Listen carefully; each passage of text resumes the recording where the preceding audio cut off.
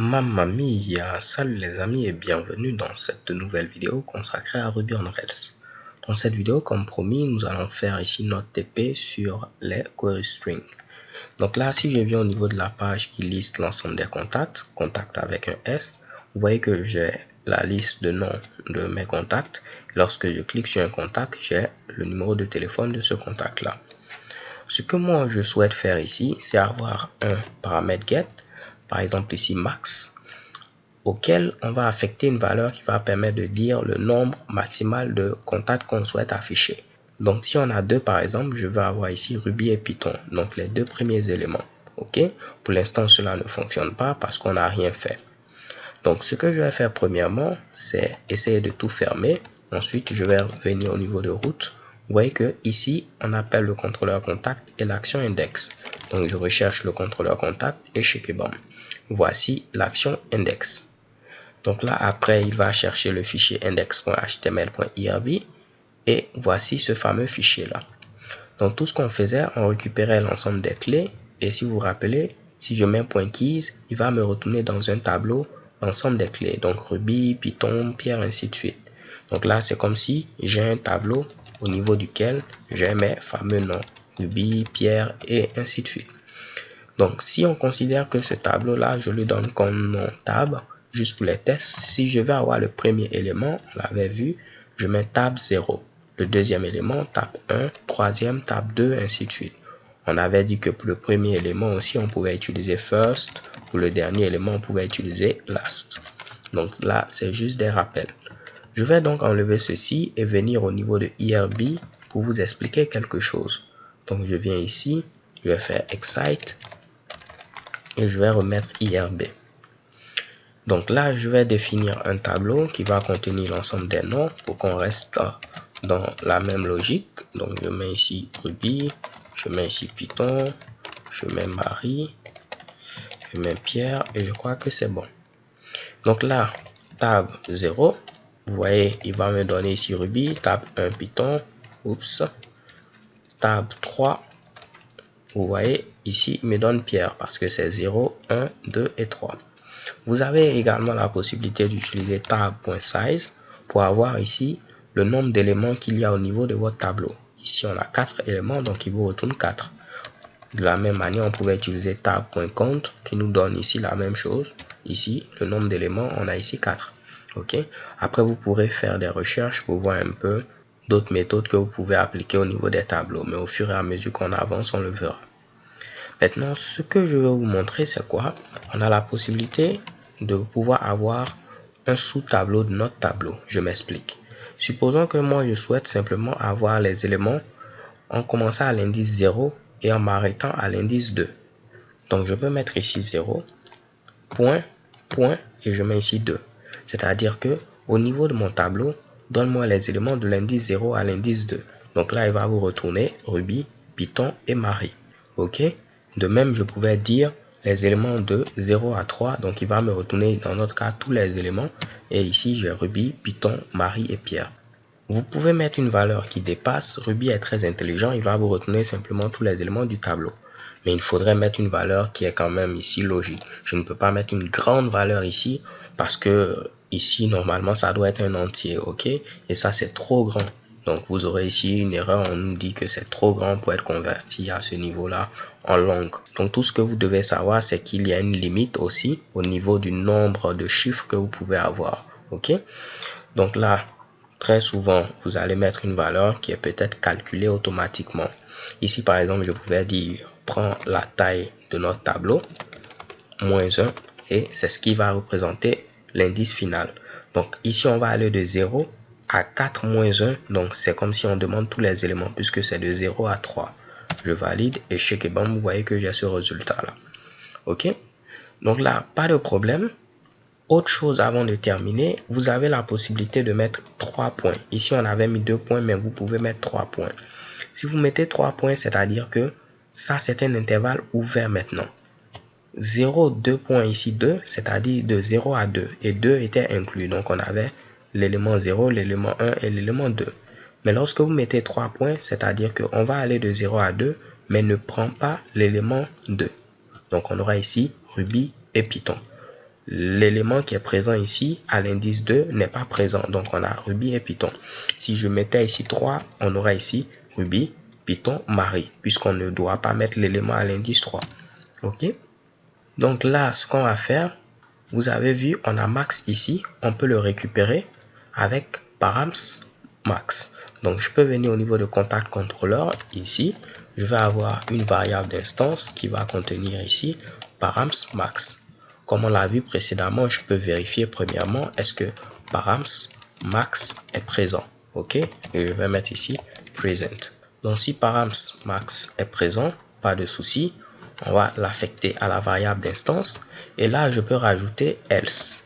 Ok, et je vais mettre dans le cas contraire au niveau de max, je vais tout simplement couper ceci afin de le mettre en haut. Ok, comme ça mon h est défini en tout début. Et là, si max n'est pas présent, on va prendre tout simplement notre h contact et sa méthode size. Ok, qui va nous retourner le nombre d'éléments qu'on a au niveau ici de ce h là. On peut vérifier, je vais créer rapidement un h. Donc là, je mets une clé Toto, je mets ici la valeur 3, je mets une clé M, je mets ici comme valeur 5. Donc là, il y a deux éléments, ok? Vous voyez deux clés, donc il y a deux éléments. Vous voyez deux valeurs, donc il y a deux éléments. Donc si je valide, ici, j'ai mon h, mais je peux rajouter après pour mettre size, pour dire donne-moi la taille de ce h là. Et vous voyez ici 2. De la même manière, je pouvais utiliser count et on a ici 2. Donc moi, ce que je dis, si l'utilisateur ne donne pas ici de paramètre max, alors par défaut, on va aller jusqu'à la fin. Ok? Si vous vous rappelez ici, contact size, il va nous retourner le nombre d'éléments. Mais pour avoir le dernier index, il faudra faire ici -1. Ne vous inquiétez pas, tout à l'heure, je vais vous dire pourquoi je n'ai pas fait ici le -1. Ok? Si je viens au niveau de index.html, j'ai donc accès ici à quoi? À max. Donc, vu que contact keys nous retourne un tableau qui va contenir l'ensemble des noms, comme on l'a vu à ce niveau-là, je peux dire au niveau de ce tableau, tu vas prendre les éléments de 0 jusqu'à max. Ok? Mais vu que le max qui est présent ici ne doit pas être inclus, puisque si max est égal à 2, moi je vous ai dit, je veux simplement deux éléments. Alors que si ce 2 là est inclus, on aura l'élément à l'indice 0, l'élément à l'indice 1 et l'élément à l'indice 2. Donc là, ça fait 3 éléments. Donc dans ce cas là, on va utiliser 3 points. On aurait pu mettre 2 points et faire max -1, mais on va utiliser 3 points. Déjà là, vous allez voir qu'on aura une erreur. Ce qu'on a écrit est correct, mais on aura une erreur. Je vais vous l'expliquer. Donc là, j'actualise. Et qu'est-ce que vous voyez? On a bel et bien ici une erreur à ce niveau-là. Le truc, c'est que au niveau de IRB, toutes les variables là vont être des chaînes de caractères. Donc, il faudra convertir cela en entier parce que là, c'est comme si vous avez mis 2 sous forme de chaîne de caractères. Si on regarde ici même, on peut le voir. C'est un 2 sous forme de chaîne de caractères. Si je mettais 20, vous voyez ici, ce sera un 20 sous forme de chaîne de caractères. Donc, il faudra convertir cette chaîne de caractères en entier. Si je viens ici, vous allez voir la même erreur. Si j'avais mis par exemple ici, voici mon tableau. Donc je vais tenter de retrouver ce tableau là. Si je mettais ici tab, va de 0 jusqu'à 2 en chaîne de caractères. Vous voyez ici, bad value for range. C'est la même erreur ici, bad value for range. Donc pour convertir une chaîne de caractères en entier, on met la chaîne de caractères et on met to i, qui veut dire to integer, donc en entier. Donc la méthode to i va prendre ce que vous avez mis ici à gauche et convertir en chaîne de caractères si c'est possible. Donc là, si je mets ici 2, je convertis en chaîne de caractères. Vous voyez que j'ai maintenant ici 2. Ok? Mais mettez quelque chose de logique parce que je ne peux pas mettre ici ceci. Vous voyez que là, il me donne ici 0. Donc là, pour connaître par exemple ici le type d'un objet, si j'ai par exemple ici 2, vous voyez, je peux savoir c'est quel type d'objet. Si je mets un point classe, je valide juste pour vous le prouver. Vous voyez string, string qui veut dire c'est une chaîne de caractères. Mais si je mets 2 sans les cotes et je mets classe, vous allez voir ici fix num. Fix num, c'est une manière au niveau de Ruby pour dire un entier. Et fix num, c'est pour les petits entiers. Si j'avais un grand entier et je mets ici point classe, vous aurez ici big num. Ok? Donc pour les grands entiers, c'est big num. Si vous voyez fix num, c'est un petit entier. Donc là, on peut vérifier. Si je mets ici 2 point classe, vous avez vu, c'est une chaîne de caractères. Mais 2 point classe ici, c'est un entier. Donc là, je vais dire, prends le 2, convertis-le en entier, ok, et donne-moi le type que tu obtiens. Donc là, normalement, le type qu'il va obtenir, c'est un fixe num. Et chez Kebam, voici le résultat. Donc ce que je peux faire ici, c'est prendre le max et mettre ici tout i pour dire que je veux le convertir en entier avant maintenant de l'appliquer comme index. Donc si je viens, je n'aurai plus d'erreur. Je vais modifier ce 20 là en mettant 2 et chez Kebam, j'ai les 2 éléments. Je mets ici 3, j'ai 3 éléments. L'utilisateur, comme vous le savez, il peut mettre ici n'importe quel Mitsubishi, mais là, comme je vous l'ai dit, Ruby est très intelligent, à moins qu'il ne mette une grande valeur, et là, on aura l'erreur dont je vous avais parlé, là, ok? Et là, vous voyez que la valeur est trop grande pour être convertie. Donc, si c'est quelque chose que l'utilisateur peut modifier ici, il faudra toujours faire des vérifications. Donc là, ici, au niveau ici de contact contrôleur, qu'est-ce qu'on peut faire? Je peux vérifier est-ce que params max est présent. Ensuite, je vais prendre, donc je vais mettre ici et params comme ceci, max point to i, donc je le convertis d'abord en entier, puisque là, il sera une chaîne de caractères, donc je le convertis en entier. Et je vais vérifier est-ce qu'il est inférieur à contact.count, c'est-à-dire que si la valeur qui est donnée ne dépasse pas ici la taille de notre tableau, il faut vous rappeler, il faut faire -1 parce que l'index maximal, ce sera ici la taille -1. Si on a 5 éléments, le dernier élément aura pour index 4. Ok? Donc là, pas de souci, ce qui fait que si l'utilisateur met une grande valeur, on n'aura plus de problème. Parce que là, il va vérifier, est-ce que params max existe? Oui, ça existe. Est-ce que c'est inférieur à ce qu'on a ici comme nombre d'éléments -1? Non, ce n'est pas inférieur, c'est très grand ici. Donc là, il va dire, ok, donc au niveau de max, je vais mettre tout simplement ici la taille. Ok? Donc, if on fait quelque chose, sinon on fait quelque chose d'autre. Donc, je sais qu'on fait... Donc, je sais que ça fait beaucoup de choses qu'on voit, mais je préfère aller directement vers des trucs pratiques au lieu de rester dans la théorie et voilà, vous n'allez pas voir à quoi ça sert, ok? Au moins avec ce qu'on voit, vous pouvez déjà voir un peu dans l'ensemble comment vous allez écrire vos petits programmes. Et là, vous voyez que lorsqu'il met une grande valeur maintenant, cela ne va plus fonctionner. Donc là, trêve de bavardage, à ce niveau-là, vous voyez qu'on a eu à faire la conversion ici. La même chose si je venais et je voulais afficher ici max, je mettais ici max, comme ceci. Là, je n'aurai pas de problème, il va afficher max. Donc là, j'actualise, il affiche ici 6. Parce que ne regardez pas cela, max va être égal à quoi? Lorsqu'on va venir faire notre petit test, on voit que max est trop grand, donc max va être égal à la taille de notre tableau. Et la taille de notre tableau ici, c'est 2 éléments, 3 éléments, 4, 5 et 6 éléments. Raison pour laquelle on a 6. Mais là, je vais être logique, je vais mettre ici 2. Et vous voyez ici, on a 2 qui s'affichent et j'ai 2 éléments. Maintenant, qu'est-ce qui va se passer si je souhaite afficher max plus 1? Donc, si je souhaite afficher max plus 1, rappelez-vous, j'aurai une erreur. Parce que là, c'est une chaîne de caractères et je souhaite additionner un entier. On va me dire non, tu ne peux pas faire ceci. Et là, vous voyez une erreur. Je ne peux pas prendre un entier et le mettre au niveau d'une chaîne de caractères. Donc là, premièrement, je dois convertir cela en entier avant de pouvoir l'additionner. Et si je valide, check et bam, j'ai ce résultat-là. Ok? Donc là, pas de problème. Ce qu'on fait généralement, on ne va pas faire la conversion directement ici, comme je l'ai fait. On va la faire au niveau du contrôleur. Donc là, je peux mettre tout i à ce niveau-là. Mais pour le bloc else, au niveau de max ici, on n'a pas besoin de mettre tout i. Parce que size vous retourne un entier. On vérifie.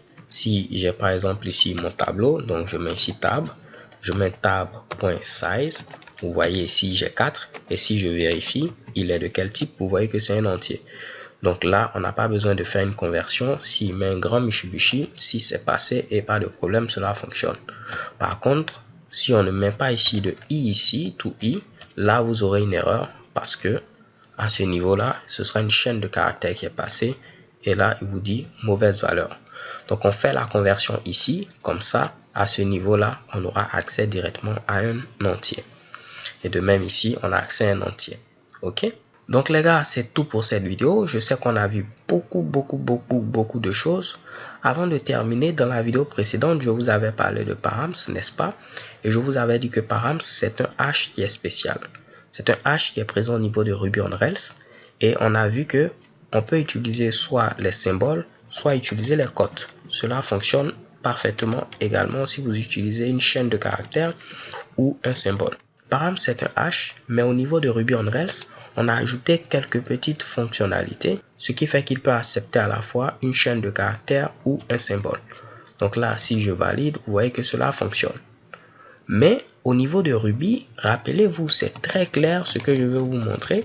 Si j'ai un hash qui a comme clé ici honoré, comme valeur, on va mettre ici ce charabia là, je ne peux accéder qu'en mettant ici la chaîne de caractères honoré. Mais si je mets honoré sous forme de symbole, j'aurai ici nil, ok? Donc là, cela ne fonctionne que si et seulement si vous donnez ici le bon type que vous avez mis au niveau ici de la clé, ok? Maintenant, au niveau de Ruby on Rails, il y a eu un hash qui, lui, pour les besoins de flexibilité, a été modifié et qui vous permet de pouvoir utiliser soit les symboles ou les chaînes de caractères. Donc, tentons de récapituler tout ce qu'on a vu depuis le début de cette vidéo. On a vu à ce niveau-là comment récupérer des paramètres qui proviennent de l'URL. Donc, on parle de query string. Pour cela, on utilise le hash params. Le hash params, c'est un hash particulier. Et au niveau de Ruby on Rails, c'est un hash qui vous permet de pouvoir mettre soit un symbole ou ici une chaîne de caractères pour votre clé. Et pas de problème, il s'en fiche, il vous donne le bon résultat. Ensuite, on a parlé ici de present qui permet de vérifier est-ce que l'élément est différent de nil et également différent de la chaîne de caractères vide. On a vu tout i qui permet de convertir ce que vous avez mis à gauche ici en entier. Count qui vous donne le nombre d'éléments que vous avez par exemple au niveau d'un tableau. On a vu comment récupérer ici un sous-élément de notre tableau en utilisant soit le 2 points.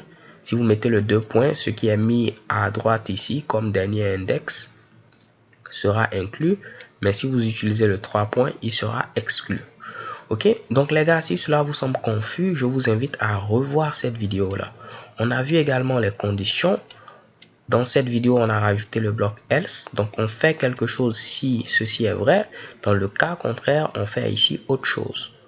Et on a la possibilité de pouvoir mettre plusieurs conditions en utilisant ici et. Et pour le et, on peut utiliser ce symbole là ou bien mettre and. On pouvait dire aussi faire quelque chose si ceci est vrai ou cela est vrai. Pour dire ou, on peut mettre ici or, ou le symbole pour or, c'est 2 fois la barre verticale. Donc, si vous ne voulez pas vous fatiguer, retenez tout simplement or et and et vous n'aurez pas de problème. Donc, on va pourquoi pas tester ceci une dernière fois avant de terminer. Si je viens à ce niveau, je vais dire que je veux 2 contacts maxi. Cela fonctionne. Je vais mettre ici 1. Cela fonctionne. Je vais mettre 0. Ok, parfait. De même, si j'enlève ceci, normalement, cela devrait fonctionner. On a tous les contacts, c'est bien. Je vais mettre ici, disons 5, on va voir. Et là, j'ai 1, 2, 3, 4, 5, 6. Normalement, je devais avoir 5 contacts, mais j'ai plutôt 6 contacts. Ah là, le problème vient ici de ma condition là. Je dois la réécrire. Si je veux garder ceci, il me faut mettre inférieur ou égal. Et cela va fonctionner. Parfait, j'ai 5 contacts. Ou bien je peux enlever ceci et mettre cela. Cela doit également fonctionner avec 5. Parfait. Ou je peux même garder inférieur ou égal. Parce que ici, si vous voyez bien, la valeur maxi ici, c'est le nombre d'éléments qu'on a au niveau de notre tableau.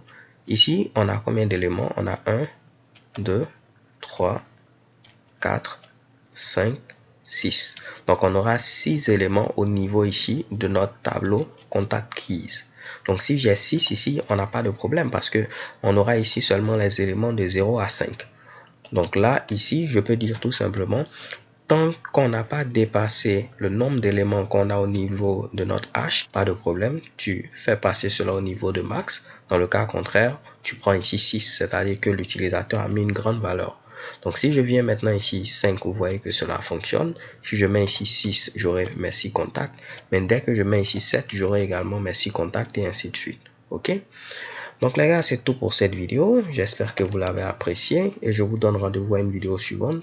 Nous allons continuer notre exploration de Ruby on Rails. Peace.